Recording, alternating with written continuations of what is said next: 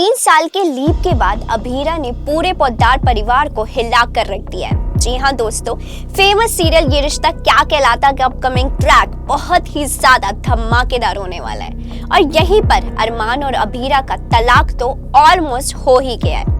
लेकिन यहीं पर दादी सा कहती है कि इस जिद्दी लड़की को हमें सबक सिखाना है, बहुत जरूरी है और हम चाहते हैं कि इसे कोई भी केस ना मिले ताकि उस लड़की को पता चले कि वो हमारे बिना कुछ भी नहीं कर सकती।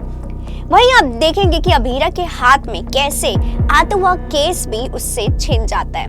वहीं आप देखेंगे कि इस बात से अभीरा बहुत ज्यादा परेशान हो जाती है। फिर उसे लगता है कि उसका लॉ का करियर यहीं पर खत्म होने वाला है। तभी आप देखेंगे कहानी में जबरदस्त धमाकेदार ट्विस्ट। आप देखेंगे ऐसा ट्विस्ट जिससे उड़ जाएंगे आपके क्या अरमान के क्या पूरे पोद्दार्स के होश। एक ऐसा ट्विस्ट जो आज तक कभी भी किसी सीरियल में नहीं आया, क्योंकि अब कहानी में आएगा नया मोड़। सीरियल में आएगा 3 साल का लीप में आप देखेंगे कि अभीरा तो इस शहर को छोड़कर जा चुकी होगी।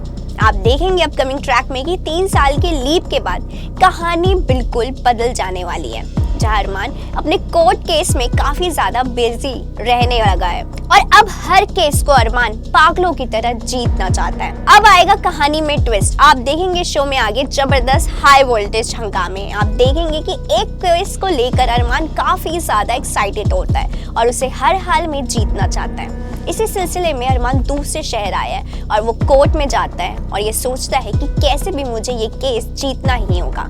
वहीं आप देखेंगे आगे कि कोर्ट में जो जज होते हैं वो दूसरी पाली में बदल जाते हैं और जब लॉयर अरमान उस जज के सामने पहुंचता है तो तब जज को देखकर तो अरमान के होश उड़ जाते हैं, क्योंकि वो जज कोई और नहीं उसकी अभीरा ही होगी। जी हाँ, आप देखेंगे आगे कि जब अरमान अपने केस की वकालत कर रहा होता है तब उसकी नजर अभीरा पर जाती है और तब अरमान के मुंह से एक शब्द तक नहीं निकलता। तभी अपकमिंग ट्रैक में आपको दिखाया जाएगा फ्लैशबैक।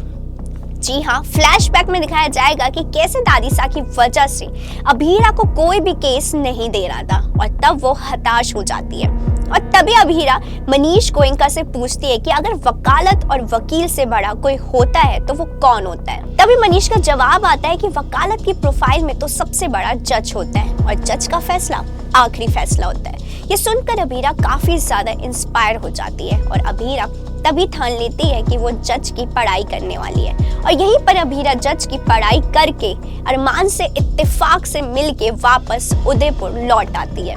जज के रूप में अभीरा की जोरदार और शानदार एंट्री देखने के लिए आप कितने ज्यादा एक्साइटेड हैं हमें कमेंट करके जरूर बताएं।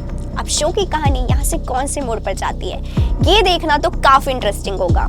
इसी तरह के और भी सीरियल अपडेट जानने के लिए फॉलो और सब्सक्राइब करें इंस्टा फीड को, साथ ही प्रेस करें हमारा बेल आइकन।